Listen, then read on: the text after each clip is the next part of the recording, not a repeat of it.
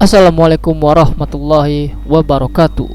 Halo warga sekolah, kembali lagi dengan Capsek Sekolah Horor. Apa kabar kalian semua? Semoga baik-baik saja. Melanjutkan cerita sebelumnya mengenai rumah besar di tengah perkebunan sawit bagian kedua, dimana karena dendam yang Ibu Arsini rasakan kepada warga kampung yang telah mengusir dia dan keluarganya, Bu Arsini rela melakukan apa saja demi melampiaskan dendamnya tersebut, bahkan hingga mengorbankan keluarganya sendiri. Dan akhir dari keluarga Pak Rahman ini akan diceritakan di video kali ini.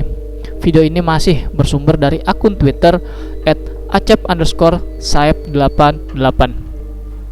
Sebelum kalian mendengarkan cerita ini, Capsek tentu akan sangat berterima kasih untuk like, share, dan komen kalian di video ini. Sekarang lanjut saja. Saatnya kelas dimulai. Arsini, di mana kamu? Jangan bilang kau mengorbankan anak kita demi tujuan busukmu. Pak Rahman berteriak-teriak sembari menuruni anak tangga. Kau lihat Indira, sekarang sudah tiada. Rana juga menghilang. Aku pastikan itu gara-gara kau. Sesampainya di lantai bawah, Pak Rahman keluar rumah melalui pintu belakang, di mana pintu tersebut sejajar dengan jendela kamar Rana dan Indira. Rana, kamu di mana, Nak?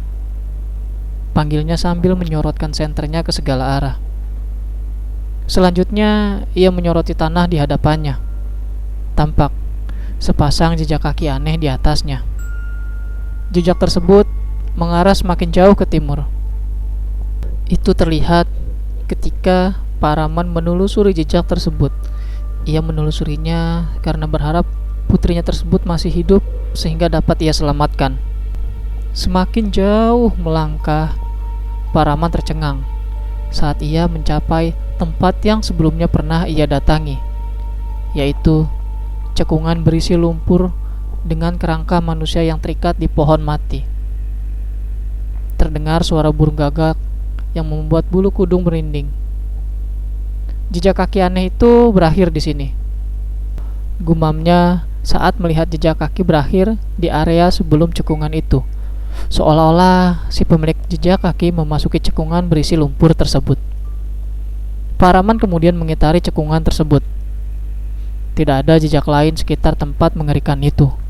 Mendadak, ia dikejutkan dengan suara langkah seseorang di belakangnya. Saat menoleh, rupanya Bu Arsini yang datang sembari menenteng sebilah golok. Arsini, apa maksudnya ini? Pak Rahman terbelalak melihat kemunculan istrinya dengan aura negatif itu. Awalnya aku berniat membunuh mereka semua demi keluarga kita. Tapi sekarang aku akan membunuh semuanya, termasuk darah daging sendiri, demi diriku juga. Anak-anak kita semua telah mati. Sekarang giliranmu, Rahman. Bu Arsini berkata-kata sambil mengayun-ngayunkan goloknya. Kau sudah gila, Arsini. Kau korbankan semua orang, bahkan keluargamu, demi tujuan sesatmu. Sekarang aku ingin tahu apa yang akan terjadi jika kau mati. Apakah iblis itu akan mengincarku? Jika iya, maka itu tidak masalah. Yang penting dia tidak lagi mengincar orang-orang yang tidak bersalah. Pak Rahman menatap ke arah Bu Arsini sambil mundur berlahan. Sementara di belakangnya, cekungan berlumpur tengah menganga bersiap menyambutnya.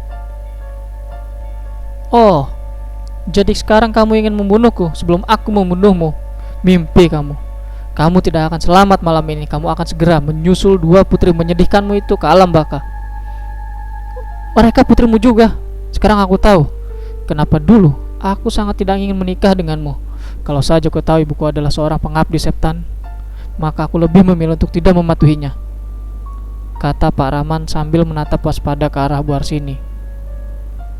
Apalagi seandainya aku tidak tahu bahwa kau setali mata uang dengannya, tidak akan ku menikah denganmu. Bu Arsini melotot mendengar kata-kata Pak Rahman. Jadi kau menyesal menikah denganku? Itu pasti gara-gara perempuan bernama Dita. Ibumu pernah bilang kalau perempuan itu bisa merebutmu dariku. Tapi itu tidak masalah. Sekarang karena kau akan mati. katanya sambil berjalan mendekat ke arah Pak Rahman. Yakin? Pak Rahman semakin mundur ke arah cekungan berlumpur. Bu Arsini berlari kencang sambil menebaskan goloknya ke arah Pak Rahman. Pak Rahman menghindar, kemudian bergulir ke belakang.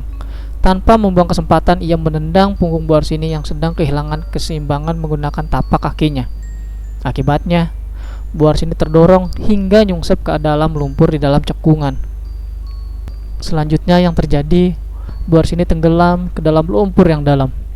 Tampaklah kedua kakinya yang meronta-ronta sebelum akhirnya tenggelam ke dalam lumpur. Pak Rahman hanya bisa menyaksikan dengan pilu akhir kisah dari istrinya tersebut. Ia merasa sedih, namun baginya itu yang harus terjadi. Pak Rahman bersimpuh di hadapan cekungan yang menjadi kuburan mengerikan bagi istrinya. Di satu sisi, ia merasa bersalah karena telah menghabisi nyawa istrinya sendiri.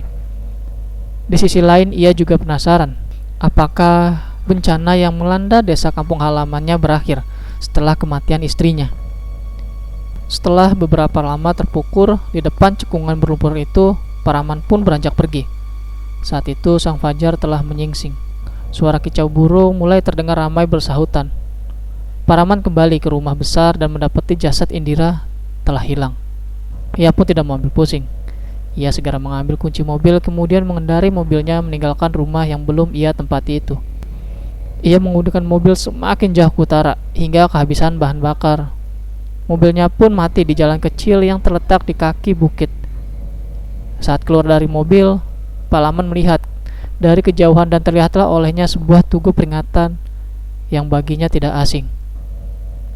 Desa Cikahuripan.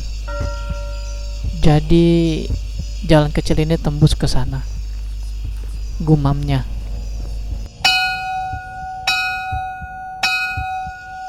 Dan itu dia cerita terakhir mengenai rumah besar di tengah perkebunan sawit. Wow, seorang wanita yang awalnya akan melakukan apa saja demi kebahagiaan keluarganya, namun justru rela mengorbankan keluarganya sendiri karena diselimuti oleh sesuatu yang namanya dendam. Semoga saja ada hikmah yang dapat kita ambil dari kisah tersebut. Misalnya, jika kita bersekutu dengan makhluk lain, tentu akan ada harga yang harus dibayar, dan tentunya tidaklah mudah. Terima kasih buat kalian warga sekolah yang telah mendengarkan cerita ini, dan tentu terima kasih juga kepada akun Twitter @acep_saep88 yang telah memberikan kami izin untuk membacakan cerita ini.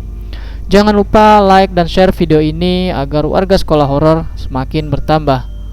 Dan sampai jumpa di kelas berikutnya.